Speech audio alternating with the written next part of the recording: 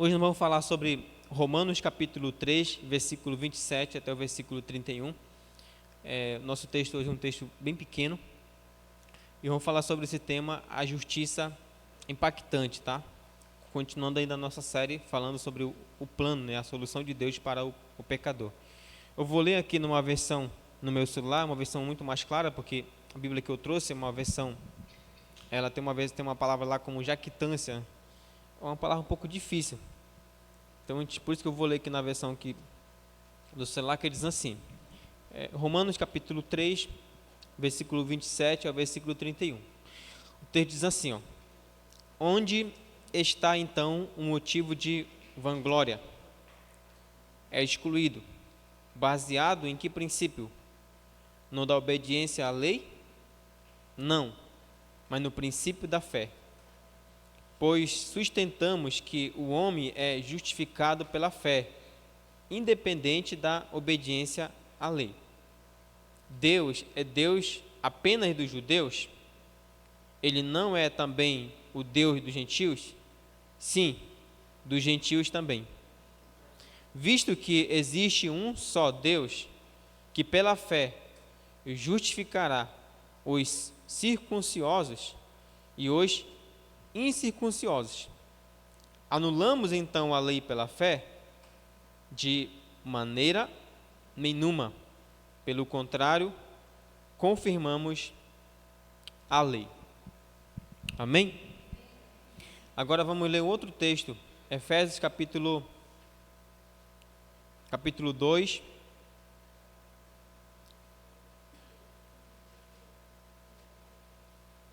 Efésios capítulo versículo 8.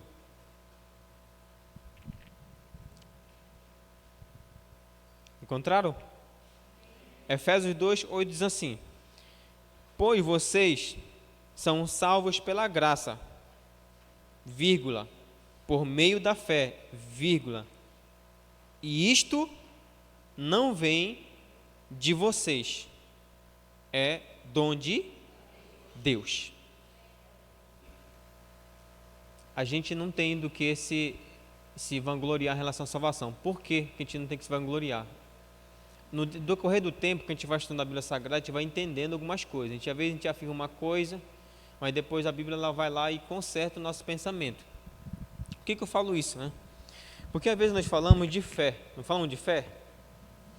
Então, existe, pelo menos na Bíblia Sagrada, existem dois princípios de fé. A fé natural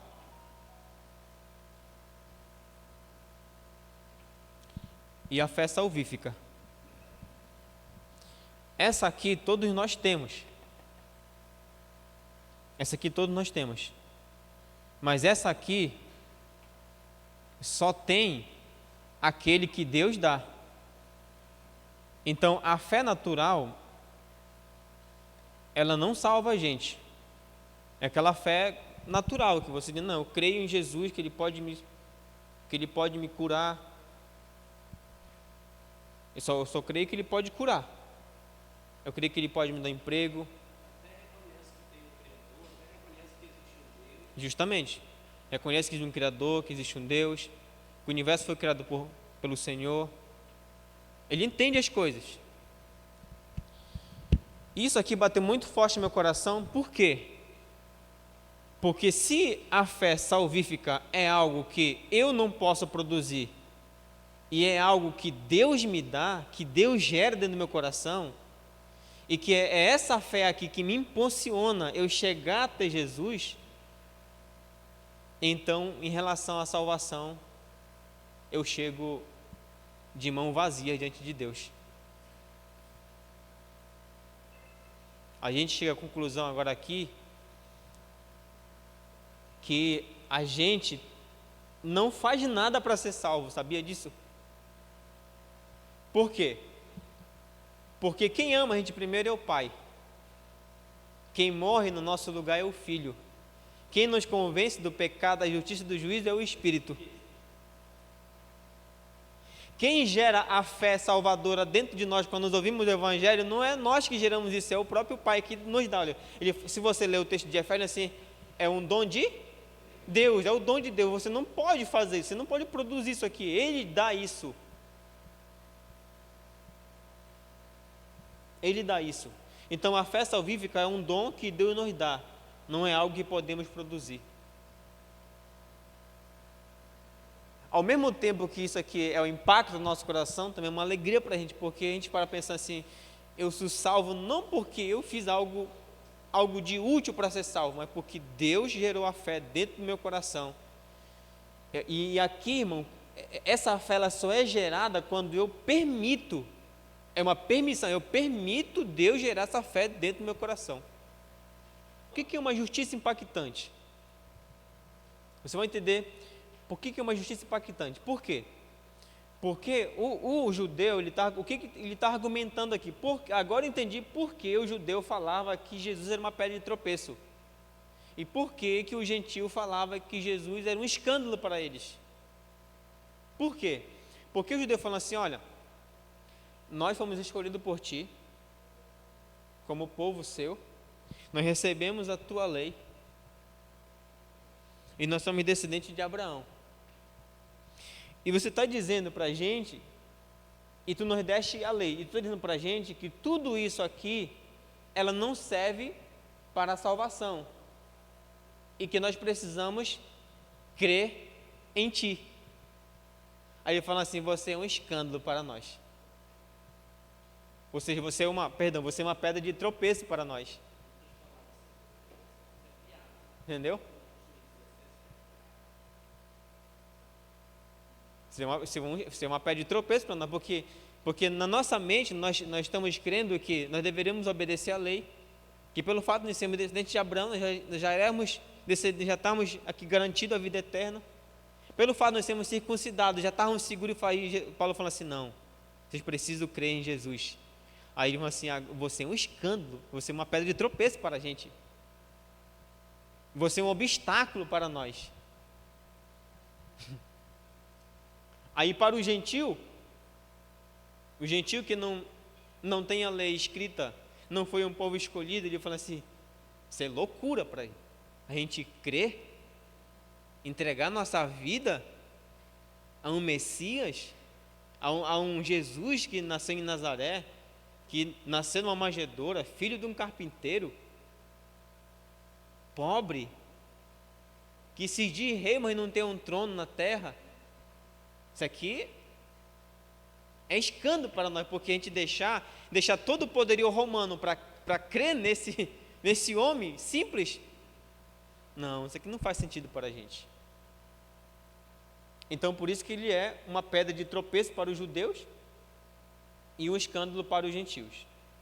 Então vamos lá. Bom, a gente já viu que a salvação, ela não pode ser alcançada pela obediência à lei, ela não pode ser alcançada pelo fato da circuncisão, ela não pode ser alcançada pelo fato de o povo ser descendente de Abraão. A salvação é pela fé em Jesus. Foi o que nós estudamos na quarta-feira passada. E aí a gente vai responder uma pergunta aqui, né? Pois bem, no estudo de hoje falaremos sobre o impacto que esta justiça causa na vida de quem recebe. A justiça de Deus é impactante. Podemos mencionar ao menos 3 impactos causados no ser humano. O primeiro ponto é que essa justiça de Deus ela vai quebrar o nosso orgulho. No caso aqui, falando diretamente para o povo judeu da época, vai quebrar o orgulho deles. Então, essa forma de Deus salvar, de justificar o homem mediante a fé em Jesus, isso aqui não foi bem visto pelos judeus. E aí essa justiça de Deus ela vai quebrar o orgulho do judeu. Vamos ler o versículo 27, versículo 28? Ele fala aqui, versículo 27, diz assim, onde está então o motivo de vanglória? Onde está então o motivo de vanglória? É excluído. Baseado em que princípio? Não da obediência à lei? Não, mas no princípio da fé. Paulo está dizendo assim, olha, se vocês são justificados mediante a fé em Jesus, Então, aonde está o motivo para vocês se vangloriarem? Paulo diz assim: se a fé salvífica é um dom que é dado por Deus, não é algo que você pode criar, você pode gerar dentro de você, onde está o motivo de você se vangloriar? Onde está o motivo de você bater no peito assim, não, eu consegui isso aqui porque é mérito meu? Quando ele fala aqui, no sentido aqui, ó, baseado em que princípio? Na obediência à lei? Ele está falando assim, ele está falando aqui para a gente poder entender melhor aqui, né? Então, onde está então o motivo de vanglória? Em nenhum lugar está motivo de se vangloriarem. Aí ele fala assim, foi excluído pela obediência à lei, e Paulo vai dizer, não. Quando está falando que a obediência à lei, está falando de todos os métodos que você pode. Tem uma versão que está, obra, não sei se tem uma versão como está como obras aí, é pela obediência a obras, é pelas obras, aí tem uma vírgula, não tem?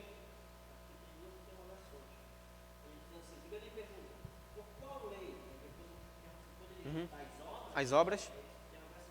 Isso, as obras. Então, quando ele fala aqui as obras, está falando as obras da lei, está falando assim, por qual foi excluído? A salvação, ela alcançou a gente, por qual motivo? Foi pelas obras? Pelo resultado da obediência à lei? Pelos ritos? Pelas cerimônias? Pela circuncisão? Aí Paulo vai dizer, não. Não foi por esse motivo, não foi por essas obras, não foi por essa lei que ela foi abolida. Mas ele vai continuar dizendo, versículo 27 ainda, não, mas no princípio da fé. Então, a pergunta que Paulo fala aqui, que ela quebra, ou seja, ela não livra do orgulho, é que Paulo está dizendo o seguinte, que o judeu, ele não tinha do que se orgulhar, porque ele não alcançou a salvação pelo fato da obediência a ele, à lei, pela circuncisão, pelo fato dele ser descendente de Abraão, pelo fato de ser um povo escolhido. Ele não alcançou a salvação por esse método. Ele alcançou a salvação pela lei da fé, ou seja, pela fé em Jesus Cristo, que é a fé que é gerada dentro de nós. Tá? Que é a fé gerada dentro de nós. Então, olha só, se recebemos a justiça de Deus gratuitamente, então onde está o motivo de orgulho? Paulo fala, diz que foi excluído, não existe. A salvação a salvação não é um produto do mérito. Segundo o apóstolo, o homem é justificado pela fé, sem as obras da lei. Essa é a diferença do cristianismo e das outras religiões. A salvação é pela fé e somente pela fé. Não colocamos Cristo e mais alguma coisa. Aí isso aqui é um negócio interessante, né? Aí a pessoa diz assim, eu preciso de Cristo. O Paulo vai bater muito isso na carta dos Gálatas, né? Que ele dizia que eles precisavam de Cristo e mais fazer as festas, fazer a circuncisão. E aí tinha mais a circuncisão e tinha mais as festas, as tradições. Aí Paulo vai dizer, não, Cristo é suficiente. Aí para a gente poder, assim, se entender melhor aqui, porque às vezes fica meio confuso na gente, né? Aí vamos pensar aqui, aí agora faz sentido a obra, né? Vamos pensar aqui na obra antes de ser salvo e a obra depois de ser salvo. Aqui, a obra antes de ser salvo, se a pessoa fazer qualquer tipo de obra, seja, vamos colocar aqui, né? Vamos ser mais sinceros aqui, eu nasci dentro de um cristão. Paulo vai colocar isso como uma obra, porque ele coloca lá que eles alegavam que ele tinha nascido dentro da geração de Abraão. Então, Paulo coloca uma obra. Nós fomos circuncidados. Fomos circuncidados. A gente tem todos os rituais aqui, fazer o sacrifício. Então, ou seja, todas essas obras aqui, isso aqui você tem que pensar como uma pessoa não salva. Todas essas obras aqui, uma pessoa que não crê em Jesus, ela é inútil. Agora, quando essa pessoa ela entende que a salvação é somente pela fé, a gente volta lá naquilo que a gente falou na quarta-feira. Aí agora as obras que ela faz, que é resultado dessa fé que ela tem em Jesus, agora ela tem resultado para frente. Ela tem recompensa para frente. Ela não tem recompensa de salvação, mas aquilo que tem falado, tem recompensa do aqui do galardão. Então, toda obra que eu faço para tentar alcançar a salvação, ela vai ser frustrada, ela vai ser inútil. Versículo 28 diz assim: pois sustentamos que o homem é justificado pela fé, independente da obediência à lei. Então vamos fechar esse bloco aqui, ó. Se nós não temos do que nos orgulhar, porque nós não fizemos nada para ser salvo, nenhum mérito nosso foi capaz de nos justificar, e a fé que nos salvou foi uma fé que foi gerada dentro de nós pelo próprio Deus, então não temos nada de se orgulhar. Mas aí nós temos outro ponto que nós precisamos, diante disso, qual deve ser a nossa atitude? Uma vez que você entendeu agora que a fé natural que você tem não salva você, e que a fé que levou você a ser salvo foi a fé que Jesus gerou dentro do seu coração.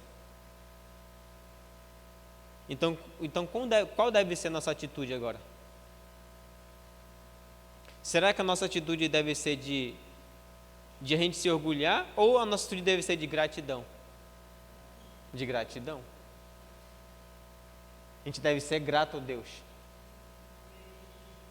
E é interessante que eu estava estudando o Salmo 50 para falar na ceia que vai ter sábado, e o texto vai dizer lá que Deus ele não acusava o povo dele pelo fato deles terem esquecido os sacrifícios.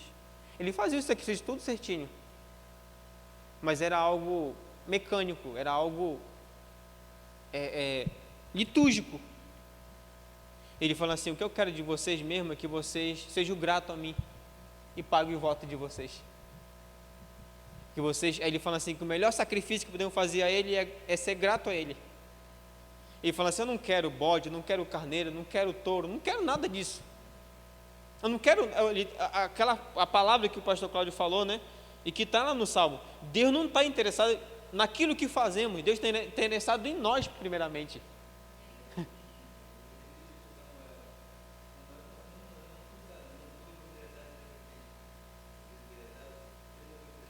E é interessante porque se Deus está interessado em nós primeiramente, então se ele aceita nós, ele aceita o nosso sacrifício, a nossa oferta. Agora, se ele não aceitar a gente, ele não vai aceitar a nossa oferta? Sabe, são coisas muito pesadas que a gente tem que refletir na vida. A gente pensa que a gente está bem com Deus, que tudo está ocorrendo bem. A gente pensa que pelo fato de a gente vir na igreja, congregar, contribuir com dízimo e oferta, da cesta básica, orar na casa de alguém, mas aí Deus não aceita a minha pessoa. Então, a nossa motivação aqui, irmãos, a nossa motivação deve ser de gratidão. Em vez de orgulho, agradecemos a Deus pelo que Ele fez, né, pelo que Ele fez por nós, né? Rendamos toda a glória somente a Deus pela nossa salvação em todo o tempo. A justiça de Deus nos causa este impacto, pois ela elimina o orgulho humano. Ela causa esse impacto na gente, porque agora a gente entende que nada que a gente fez contribuiu para a nossa salvação. Nós somos salvos porque Deus gerou a fé salvadora dentro de cada um de nós. Deixa a gente com cara no pó, né? Alguma frase aqui, ó. A fé elimina a soberba do esforço humano, porque a fé não é uma obra que façamos. Segundo, a fé exalta o que Deus faz e não o que fazemos. Repito a frase que eu falei na quarta-feira passada. Deus aceita cada um de nós não pelo aquilo que fazemos, mas por aquilo que Jesus fez por nós na cruz do Calvário. Tá? Terceiro, a fé se baseia no nosso relacionamento com Deus e não no nosso desempenho nas coisas de Deus. Aquilo que o Pedro falou agora, né? Vou falar aqui, ó. A fé se baseia no nosso relacionamento com Deus e não no nosso desempenho nas coisas de Deus.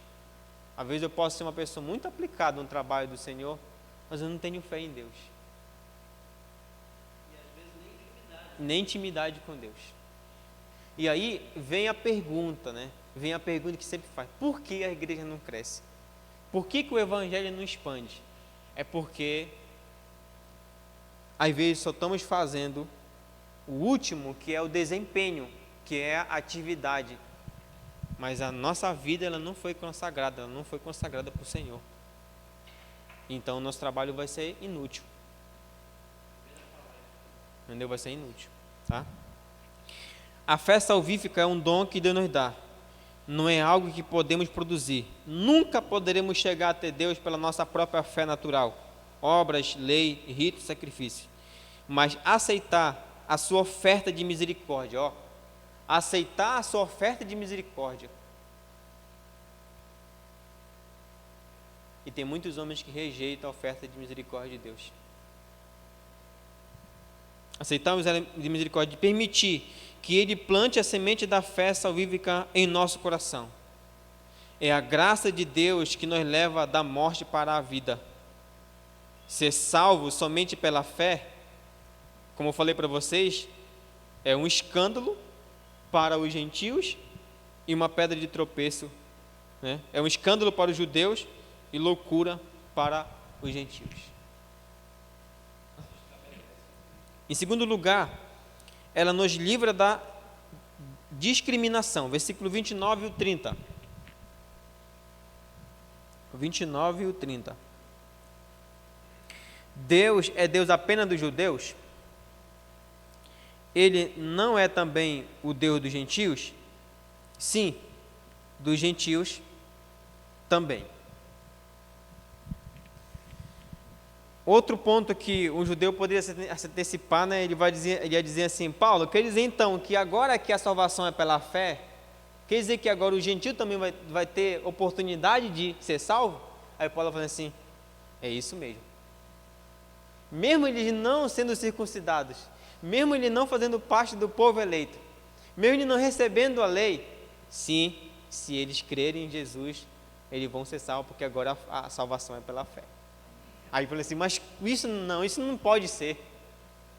Sabe, vou ser mais lógico que você, sabe aquela ideia, quando você está muito tempo na igreja, e de repente chega um irmão, chegou logo um irmão na igreja, né? Irmão novo. Aí ele já começa a trabalhar, já começa a fazer as coisas, e você diz assim, mas como é possível isso? Que eu estou tanto tempo aqui, e eu nunca fiz essas coisas, e esse irmão que chegou ontem, já está fazendo essas coisas. É como se Paulo estivesse dizendo isso. Aí vai fazer sentido agora, né? Os últimos serão os primeiros e os primeiros serão os últimos. A ideia lá quando a parábola, né, que ele chegou, não estou bem lembrado aqui, né? Se é 6, 7 da manhã, que ele foi lá, convidou, olha, vão e trabalhem. Sim, interessante, né? Cedo de manhã, e assim, ó, vão lá, chamou, né? Vão e trabalhem. Aí quando foi 9 da manhã, eu fui lá, chamou outro, vão e trabalhem. Meio-dia chamou outro, vão e trabalhem. Aí quando lá de tardinha eu vou no outro, vão e trabalhem. Aí quando chega na hora do pagamento, os últimos que tinham chamado, foram chamados, eram os primeiros que estavam lá. E receberam o mesmo valor dos que trabalharam o dia todo. É isso que o judeu está questionando. Ele fala assim, Paulo, não, isso não entra na nossa cabeça, porque a gente é o povo escolhido de Deus, a gente foi circuncidado de ter a lei. E está dizendo agora que o gentil vai ser salvo como a gente é salvo. Que eles merecem a mesma coisa que a gente.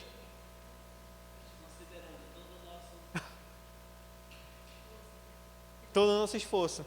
Então, novamente Paulo menciona o exclusivismo judeu.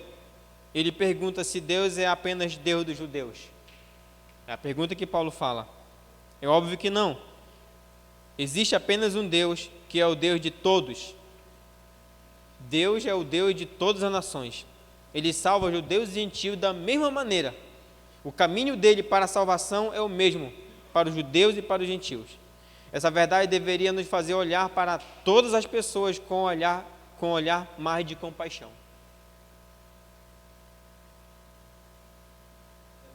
Sim?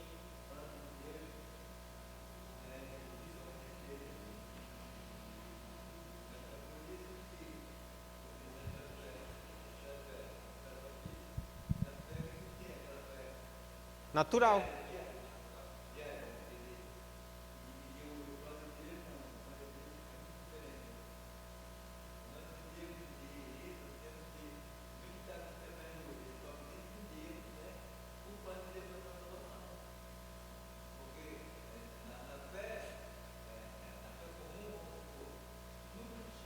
Sim, o próprio Deus vê isso, não. Eles não vão conseguir chegar até a mim por conta própria. Não vão conseguir de nenhuma forma. Então eu tenho que fazer alguma coisa para salvar eles. Eu vou ter que matar o meu filho, vou ter que gerar fé no coração dele, vou ter que convencer eles, eu vou ter que santificar eles, vou ter que preparar eles para se encontrar comigo novamente. Tudo é ele. Sim?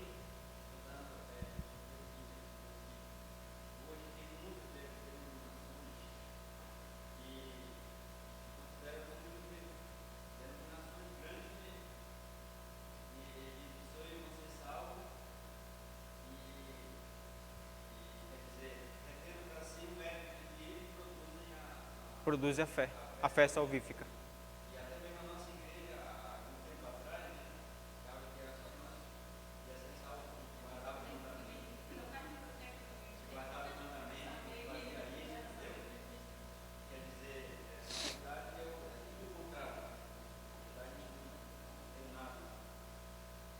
Então, olha só, essa verdade deveria nos fazer olhar para todas as pessoas com um olhar mais de compaixão. Deveria nos fazer ter um pouco mais de tolerância com o erro dos outros. Afinal, Deus nos livrou dos nossos erros por graça. Deus livrou a gente dos nossos erros por graça. Não porque éramos bons. Se conhecemos pessoas ruins, elas também são alvo do amor de Deus, como nós. Que tal que esta verdade nos aproxime das pessoas para falar delas do amor glorioso de Deus? A bênção está ao alcance de todos. A fé é o meio de obtê-la, sem dúvida, uma pedra de tropeço para alguns e loucura para outros. Mas este é o método de Deus. Ele não irá mudá-lo para acomodar ou para favorecer alguém.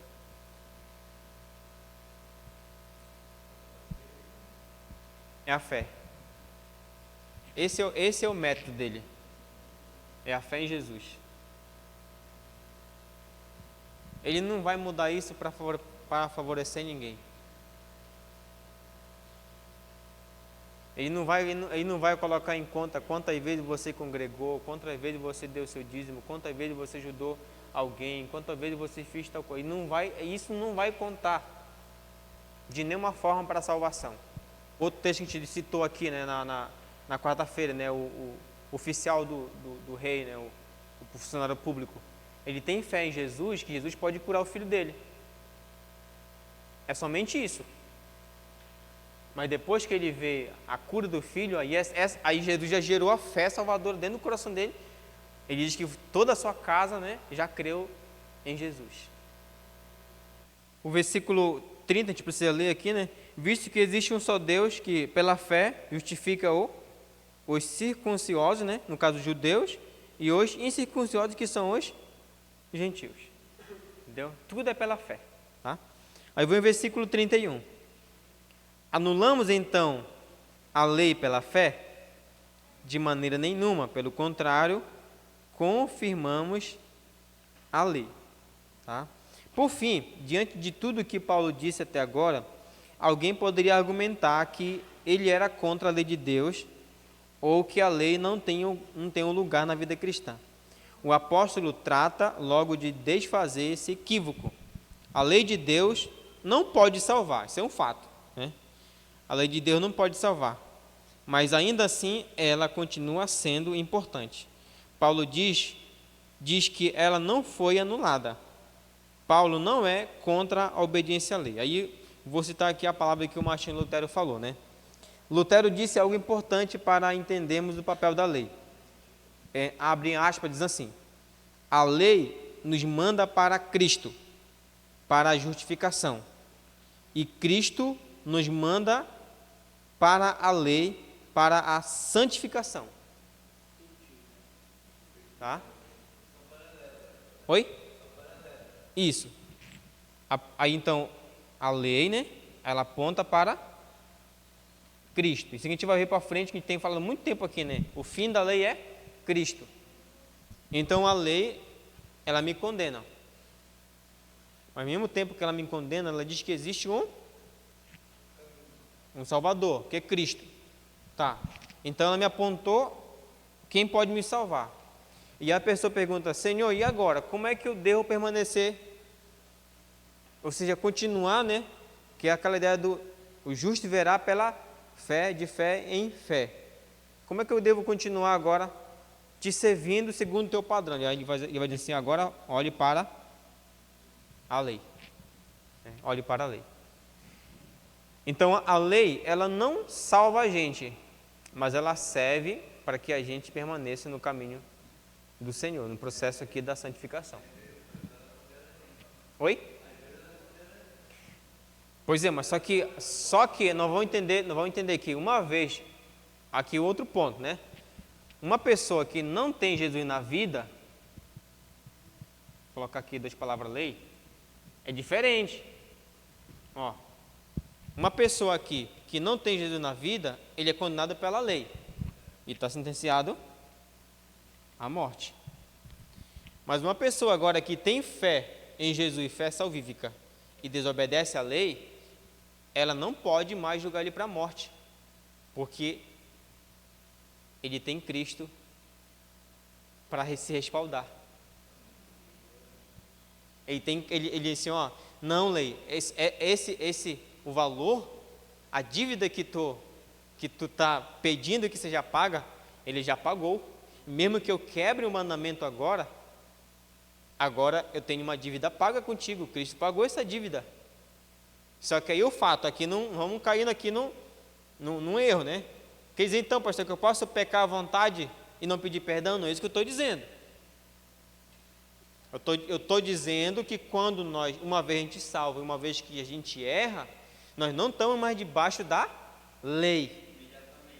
Entendeu? Não estamos mais sentenciados à morte, porque Cristo já pagou aquilo que a lei ela queria. Agora nós temos Cristo, por isso que ele vai fazer: filhinhos, se vocês pecarem, lembre-se que vocês têm um advogado. Lembre-se, agora vocês podem, o véu do templo já se rasgou, não há uma separação, vocês podem pedir perdão agora para mim, que vocês vão ser perdoados. Mas agora, uma vez que a gente peca, aqui sendo salvo, a gente peca e não pede perdão para Deus, a nossa comunhão com o Senhor, ela começa a ser interrompida. Tá? Então, Lutero falou isso, né? A lei nos manda para Cristo, para a justificação, e Cristo nos manda para a lei, para a santificação. Quando chegamos até Cristo e perguntamos: o que posso fazer para lhe agradar? Ele nos aponta a sua lei. E nos voltamos até ela para obedecê-la, redimidos, restaurados e livres de toda condenação. Aí aqui que eu falei para você aqui, ó. A lei exige obediência perfeita. Aqui que o judeu diz assim: bom, o que Paulo falou? Se vocês querem alcançar a salvação pela lei, então vocês têm que obedecer ela na íntegra, sem quebrar nenhum mandamento. Tá? Mandamento. A pena pela transgressão dela deve ser paga. E essa pena é... Qual é a pena da lei, irmãos? A morte. Então vamos voltar aqui, ó. Se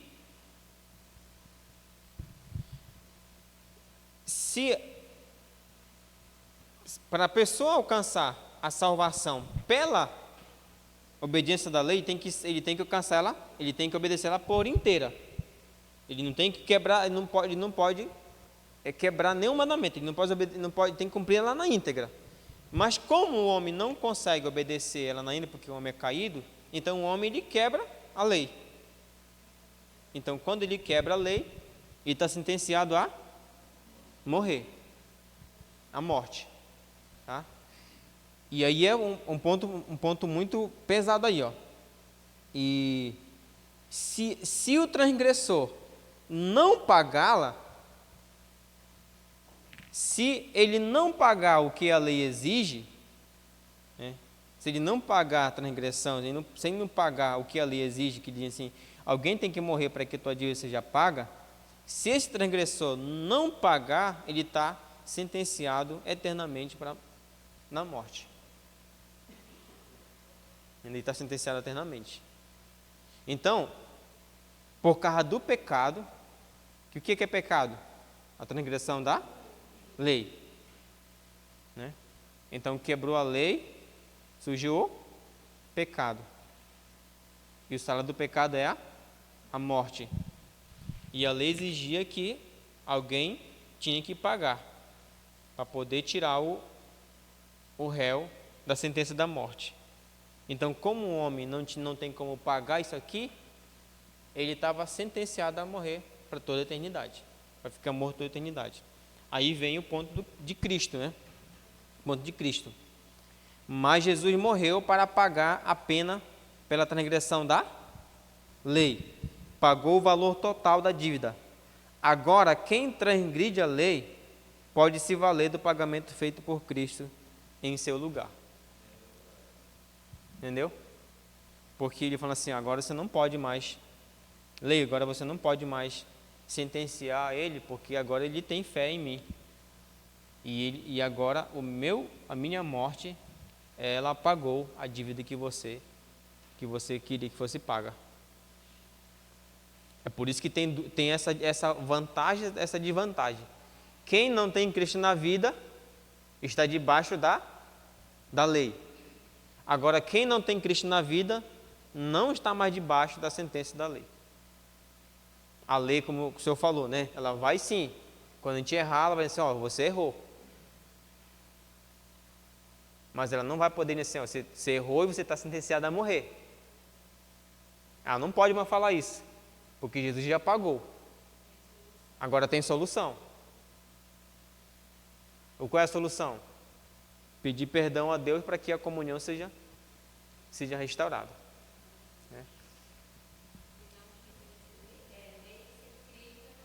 Lei sem Cristo é morte.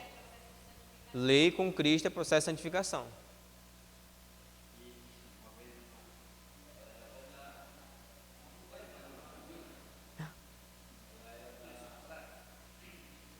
A gente vai chegar nessa parte para frente, né, mais um pouco sobre a lei, né? Mas a questão, se eu já fui salvo pela graça, que é essa fé salvadora que Jesus gera dentro do nosso coração, e não existe mais lei, então, dentro da minha consciência, eu não vou ter acusação quando eu fizer um pecado.